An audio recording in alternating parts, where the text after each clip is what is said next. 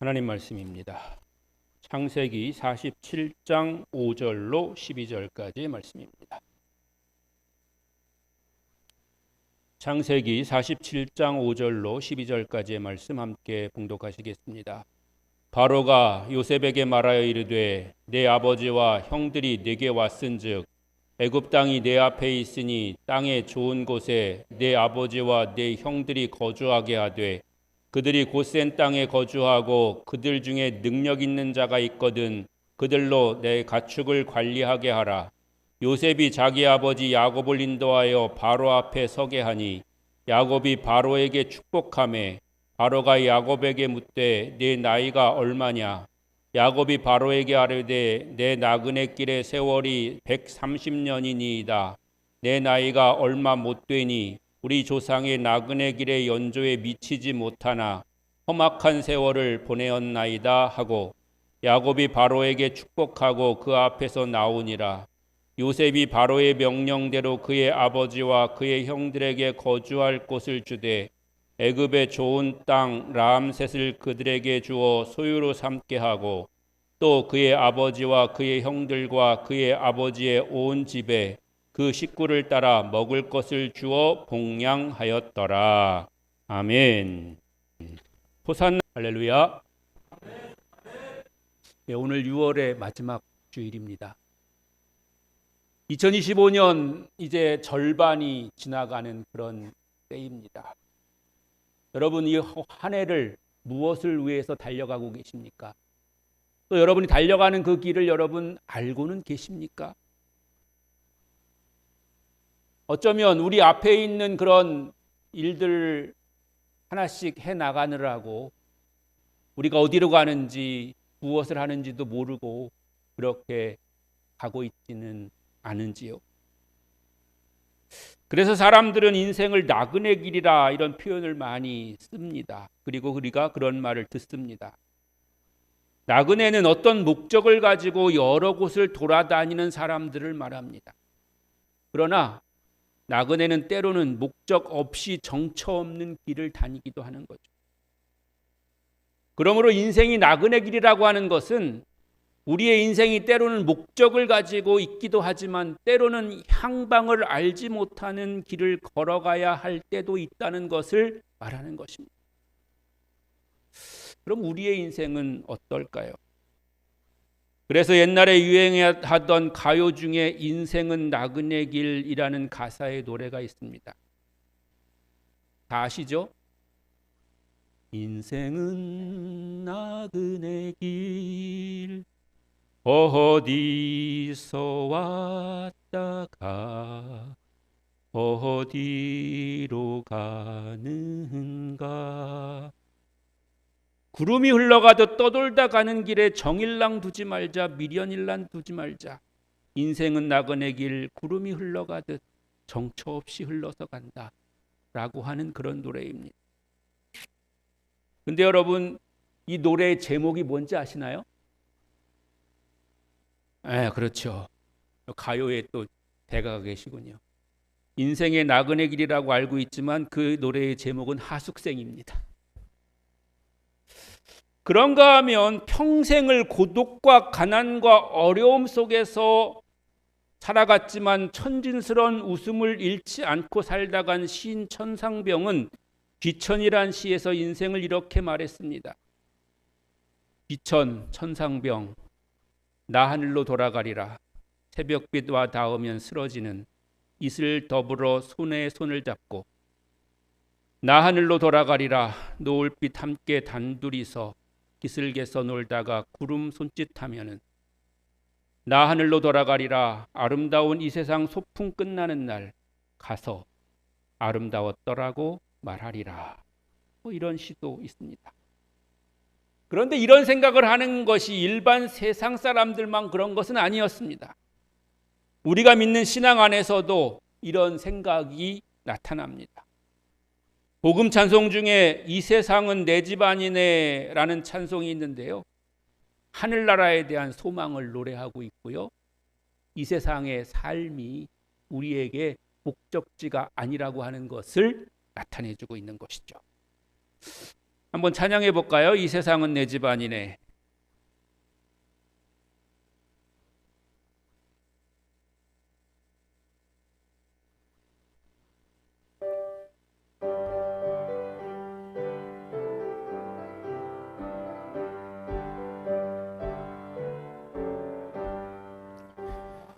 많은 이 세상은 내 집 아니네. 내 모든 보안은 저 하늘에 있네. 저 천국 문을 열고 나를 부르네. 나는 이 세상에 정들 수 없도다. 오 주님 같은 친구 없도다.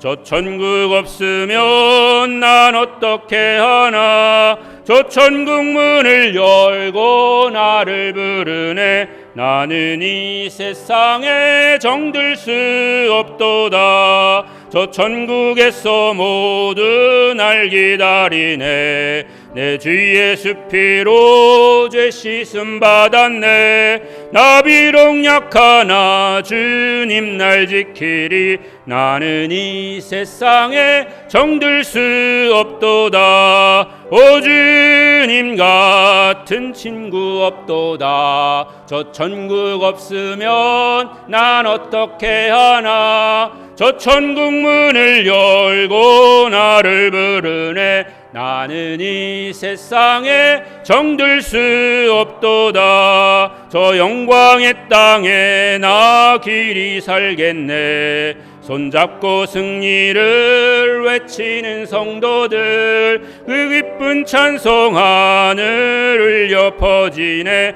나는 이 세상에 정들 수 없도다. 오 주님 같은 친구 없도다. 저 천국 없으면 날 어떻게 하나. 저 천국 문을 열고 나를 부르네. 나는 이 세상에 정들 수 없도다. 아멘. 근데 오늘 우리가 읽은 성경 말씀 속에 야곱 역시도 그랬습니다. 그 자신의 표현대로 그는 선조들에 비하면 길지 않은 130년의 짧은 인생을 살았습니다. 130이면 엄청 오래 사는 거 아니냐 이렇게 생각하지만 아브라함은 175세를 살았고요. 이삭은 180세를 살았습니다. 그런데 야곱의 최종 연령은 147세이고요. 지금 바로를 만나는 나이가 130세입니다. 그런데 그 130년의 인생을 뒤돌아보니 험악한 세월을 살았다고 그렇게 자평하는 겁니다. 그가 인생을 불행하다고 여기기 시작한 것은 어머니의 태중에서부터였습니다. 어머니의 배는 아기 혼자 자라기에도 그리 넓지 않은 공간인데 둘이 함께 해야 했습니다. 그리고 먼저 나오기 위해서 싸워야 됐습니다. 아무리 고생을 많이 하신 분도 어머니 태중에서부터 이렇게까지 고생하신 분이 계시겠습니까? 태어나면서부터 시작된 장자를 차지하기 위한 싸움은 청소년기를 거치면서도 계속됐습니다. 장자권을 차지하기 위해서 형과 사기 거래를 하게 된 것입니다. 그 사기 거래가 야곱의 인생을 험악한 세월이 되게 한 실질적인 시발점이라고 할 수가 있겠습니다. 그는 인생 가운데서 가장 중요한 시기, 가장 중요한 사람들에게 사기를 치는 그런 삶을 산 겁니다. 하나님을 대신해서 그의 백성을 축복하는 아버지를 속여서 장자의 축복을 가로채려 하다니요. 그것도 그의 어머니 리브가가 공범이었습니다. 우리가 10손가락 깨물어서 안 아픈 손가락이 있느냐는 말을 합니다. 사실입니다. 자식은 부모 모두의 손가락처럼 애틋한 존재입니다.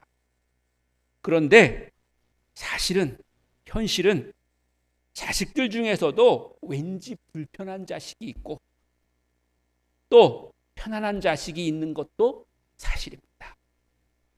차별을 하려고 해서가 아닙니다. 거리를 두려고 해서도 아닙니다. 성격상 그렇고 또 인품상, 성품상 그런 경우가 생기게 된다는 거죠. 어떤 이유에서든 어머니 리브가는 둘째 아들 야곱을 도와가지고 야곱이 장자가 받는 하나님의 축복을 받도록 그렇게 도와줍니다. 이제 늙어서 앞이 잘 안 보이는 아버지를 속여서 팔에 염소새끼에 가죽을 둘러가지고 털이 많은 에서를 흉내내고 어머니가 만든 별미 음식으로 아버지를 현혹시킵니다.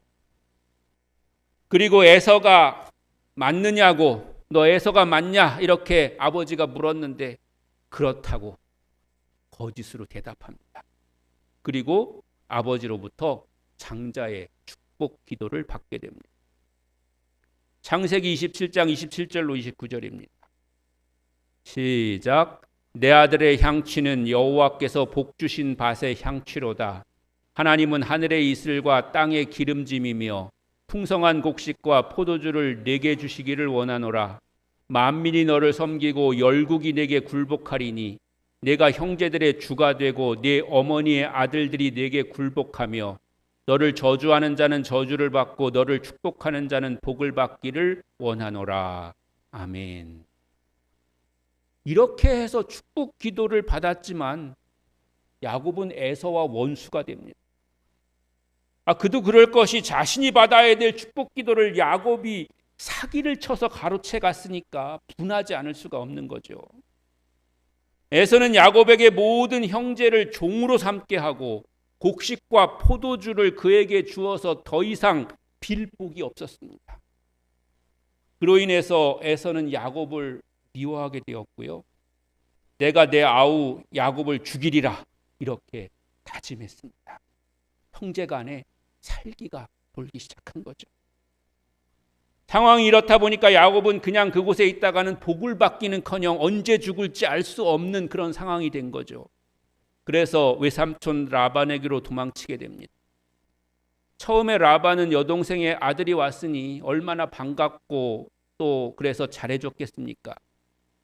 그리고 함께 생활하는 기간이 길어지자 품삯도 정해서 챙겨주기로 했고 결혼을 하고 싶다고 하자 자신의 딸을 주기로 약속합니다. 그러나 야곱도 자신이 행한 대로 당하게 됩니다. 거기 살면서 결혼 사기 당하고 월급 사기 당합니다. 사기도 여러 가지가 있지만요. 결혼 사기, 월급 사기만큼 억울한 사기도 없을 것 같습니다. 결혼을 했는데 본래 자기가 결혼하기로 약속했던 그 사람, 그 조건이 아닌 것입니다. 정말 황당한 것이죠. 이미 결혼을 했으니까 물리기도 어려운 것이고 말입니다. 여러분 그렇게 사시는 분 혹시 계신가요? 못 물려가지고 계속 사시고 계신 분? 그리고 열심히 일했는데 예를 들어서 한 달 열심히 정말 있는 시간 없는 시간 다 들여서 일했는데 약속한 월급을 받지 못하는 것도 그만큼 또 억울한 일. 야곱은 라반의 둘째 딸 라헬을 사랑했습니다. 그래서 라헬과 결혼하고 싶다고 하자 그럼 7년 동안 자기를 위해서 일하면 결혼하게 해주겠다 이렇게 이야기했습니다. 그래서 7년 동안을 열심히 야곱을 위해서 일했습니다. 자신이 사랑하는 여인을 얻기 위한 그런 일이었으니까 7년의 노동이 즐거웠습니다. 그리고 마침내 기간을 다 채우고 결혼식을 올리고 합방을 하고 아침을 맞고 보니 원래 사랑해서 결혼을 약속했던 라헬이 아니고 그의 언니 레아였습니다. 그러면서 대는 핑계가 그 지방에서는 언니보다 먼저 동생을 출가시키는 관례가 없어서 그랬다는데 참으로 이유 같지 않은 이유죠. 결혼식 전에는 그걸 몰랐습니까? 그랬으면 언니가 출가할 때까지 기다리려고 했어야죠. 그러자 라반은 7일의 결혼식 기간을 채우면 그 다음에 바로 라헬과 다시 결혼시켜주겠다고 그렇게 하면서 그리고 나서 다시 또 7년을 일해달라고 그렇게 합니다. 완전 노예로 삼는 거죠. 야곱은 라헬을 사랑했기 때문에 다시 7년 동안 라반을 위해서 일하게 됩니다. 겉으로 보기에는 한 사람의 아내를 얻기 위해서 7년 동안 이렇게 두 사람을 맞이하기 위해서 14년을 봉사한 것처럼 보이지만요, 야곱의 마음은 오로지 라헬을 위해서 14년 일한 겁니다. 레아는 안중에도 없었습니다. 품삯도 그렇습니다. 라반은 야곱이 일한 품삯을 양으로 줬는데요, 울타리를 달리해서 구분해 보긴 했지만 워낙 양이 많은 그런 라반의 양무리에 야곱의 양이 섞여 들어가면 그 양을 찾을 수가 없습니다.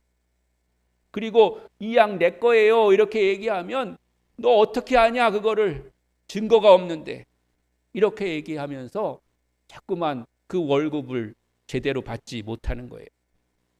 그래서 아예 양털의 색깔로 구분하기로 하고 거리도 사흘길만큼 멀리 떨어뜨려 놓습니다. 이런 이야기가 성경에는 몇 장으로 간단하게 써 있지만요, 야곱한테 쓰라고 하면 책이 몇 권이 나올 만큼 그렇게 정말 한이 맺히고 어려운 그런 일이었을 것입니다. 그런데 이제까지의 어려움은 지금 이야기하려는 것에 비하면 어려움도 아닙니다. 야곱은 가정을 이루고 자녀들이 태어나고 재산도 어느 정도 모아지자 외삼촌 라반의 집을 떠나서 고향으로 돌아오게 됩니다. 돌아오는 과정에서 야복강에서 하나님의 사자를 만나게 되고 하나님의 도우심으로 형 에서와의 충돌도 피하게 됩니다. 그렇게 고생 끝에 복이 온다고 고향에 돌아와 가지고 별일 없이 잘 살게 되는 듯 했습니다. 그런데 부모에게는 가장 가슴 아픈 일이 생깁니다. 자녀들 간에 시기와 미움이 생기게 된 겁니다. 야곱은 라헬에게서 태어난 요셉을 자녀들 가운데 가장 사랑했습니다. 그리고 요셉도 이쁜 짓을 그렇게 하는 겁니다. 그러니까 어떻게 이뻐하지 않을 수가 있습니까? 그런데 그런 요셉을 다른 형제들이 시기하고 미워했습니다. 마침내 형제들은 요셉을 죽이기로 모의합니다. 멀리 나가서 양을 치고 있는 형제들을 찾아온 요셉을 죽이려고 하던 형제들은 차마 죽이지는 못하고 애굽으로 가는 상인들에게 팔아버리고는 아버지에게는 짐승에게 요셉이 죽었다고 알린 겁니다. 졸지에 자식을 잃어버린 것도 황망한 일이지만 그 일이 자녀들에 의해서 일어났다는 것은 더욱더 고통스러운 일입니다. 형제들은 요셉이 짐승에게 찢겨 죽었다고 아버지에게 전했고 아버지 야곱은 피 묻은 요셉의 옷을 보면서 괴로워했습니다. 창세기 37장 31절로 35절입니다. 그들이 요셉의 옷을 가져다가 순념소를 죽여 그 옷에 피에 적시고 그의 채색 옷을 보내어 그의 아버지에게로 가지고 가서 이르기를 우리가 이것을 발견하였으니 아버지 아들의 옷인가 보소서 하매 아버지가 그것을 알아보고 이르되 내 아들의 옷이라 악한 짐승이 그를 잡아먹었도다. 요셉이 분명히 찢겼도다 하고 자기 옷을 찢고 굵은 배로 허리를 묶고 오래도록 그의 아들을 위하여 애통하니 그의 모든 자녀가 위로하되 그가 그 위로를 받지 아니하여 이르되 내가 슬퍼하며 스을로 내려가 아들에게로 가리라 하고 그의 아버지가 그를 위하여 울었더라. 아멘. 장면이 연상이 되시잖아요.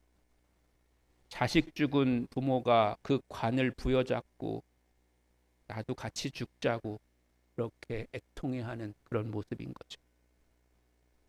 이렇게 야곱은 험난한 세월을 살았습니다. 그야말로 야곱 자신의 말처럼 험악한 세월을 보낸 겁니다.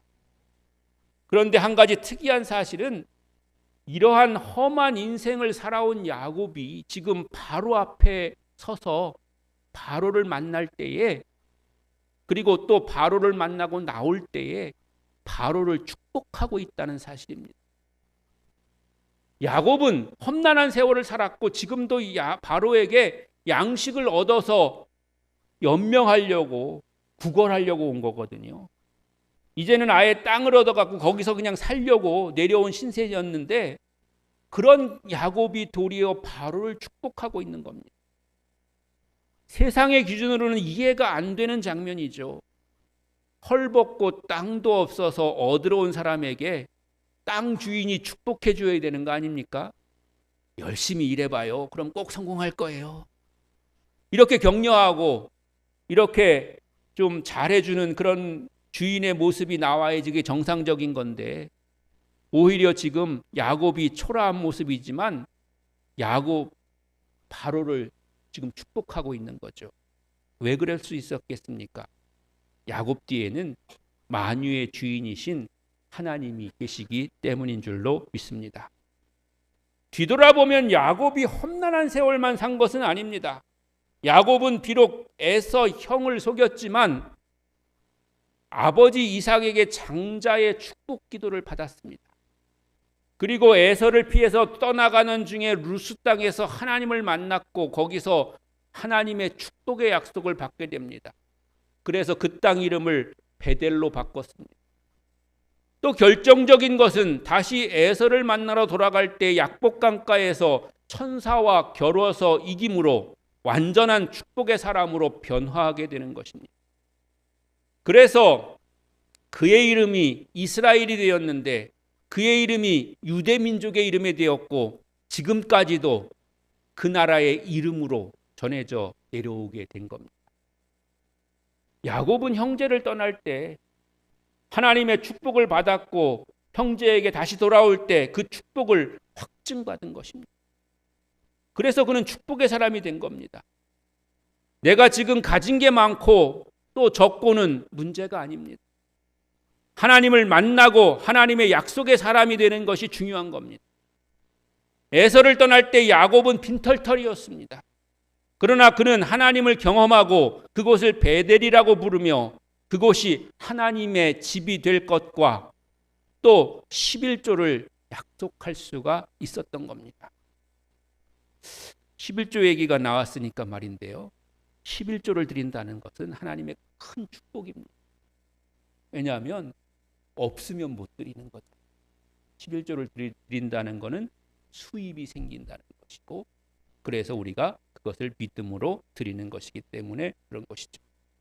창세기 28장 18절로 22절 같이 읽어보시겠습니다. 야곱이 아침에 일찍이 일어나 베개로 삼았던 돌을 가져다가 기둥으로 세우고 그 위에 기름을 붓고 그곳 이름을 베델이라 하였더라. 이 성의 옛 이름은 루스더라. 야곱이 서원하여 이르되 하나님이 나와 함께 계셔서 내가 가는 이 길에서 나를 지키시고 먹을 떡과 입을 옷을 주시어 내가 평안히 아버지 집에서 돌아가게 하시오면 여호와께서 나의 하나님이 되실 것이요 내가 기둥으로 세운 이 돌이 하나님의 집이 될 것이요 하나님께서 내게 주신 모든 것에서 10분의 1을 내가 반드시 하나님께 드리겠나이다 하였더라. 아멘. 그리고 큰 부자가 되어서 에서에게로 돌아오는 길에 그는 하나님의 천사와 겨루어서 이기고 그 이름을 영원한 축복의 이름 이스라엘로 바꾸게 되는 거죠. 창세기 32장 24절로 28절입니다. 시작. 야곱은 홀로 남았더니 어떤 사람이 날이 새도록 야곱과 씨름하다가 자기가 야곱을 이기지 못함을 보고 그가 야곱의 허벅지 관절을 치매 야곱의 허벅지 관절이 그 사람과 씨름할 때에 어긋났더라. 그가 이르되 날이 새려하니 나로 가게 하라. 야곱이 이르되 당신이 내게 축복하지 아니하면 가게 하지 아니하겠나이다. 그 사람이 그에게 이르되 내 이름이 무엇이냐? 그가 이르되 야곱이니이다. 그가 이르되 내 이름을 다시는 야곱이라 부를 것이 아니요 이스라엘이라 부를 것이니 이는 내가 하나님과 및 사람들과 겨루어 이기었음이니라. 아멘. 여러분 어느 누구의 인생이 만족한 인생이 있을 수 있습니까? 여러분은 여러분의 인생에 만족하십니까? 누구든지 그 생이 짧든지 길든지 회한이 있기 마련일 겁니다. 그러나 우리는 그저 회한만 간직한 보통 사람이 되어서는 안 되겠습니다. 우리의 인생 가운데는 험한 세월도 있었으나 하나님이 함께 하셨음에 감사하고 능력 있는 삶이었다고 고백할 수 있기를 축복합니다. 나아가서 하나님 주신 복을 다른 사람들에게 빌어줄 수 있는 담대한 은혜가 있으시기를 바랍니다. 하나님이 함께 하신다는 것을 믿는다면 우리는 할 수 있는 겁니다. 사랑하는 성도 여러분, 여러분 뒤에 하나님 계십니다. 하나님이 우리들의 백그라운드이십니다. 혹시 현재 내가 겪고 있는 어려움이, 내가 당하고 있는 고통이나 그런 험한 일들이 있다면 하나님께 나아가서 기도하면 이겨나가게 될 줄로 믿습니다. 주께서 변화시키시고 새롭게 해 주실 것을 믿으시길 바랍니다. 그러므로 우리는 그런 어려움 때문에 실망하고 낙심하고 좌절하고 포기할 것이 아니라 지금도 내 뒤에서 나와 함께 하시며 나를 도우시는 주님께 믿고 맡기면서 다른 사람에게 하나님의 축복을 전해줄 수 있는, 축복을 전달할 수 있는 그런 축복의 사람으로, 축복하는 사람으로 사시기를 주님의 이름으로 간절히 축원합니다.